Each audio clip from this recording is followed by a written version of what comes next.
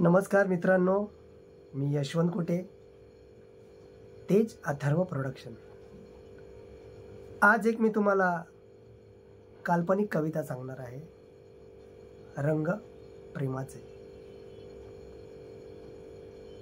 कालच प्रेमाचा दिवस होऊन गेला, सगळीकडे प्रेमाची लहर पसरली होती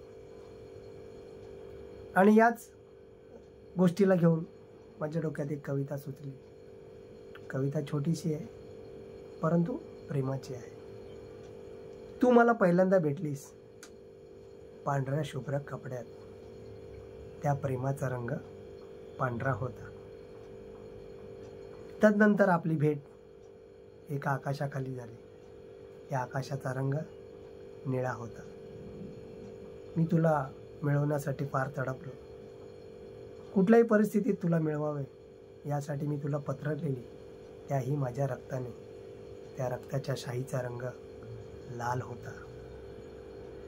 तू ते पत्र वाचलीस आणि तुम्हाला भेटायला सुद्धा आलीस। आपली भेट एका झाडाखाली झाली, त्या झाडाचा रंग हिरवा होता। तुला फुले फार आवडायची, त्यातली त्यात पिवळी फुले, चाफ्याची फुले। हो, त्या फुलांचा रंग पिवळा होता। तदनंतर आपल्या भेटीगाठी होत गेल्या, अशीच गुलाबी हवा वाहत राहिली वाहत राहिली। त्या हवेचा रंग गुलाबी होता।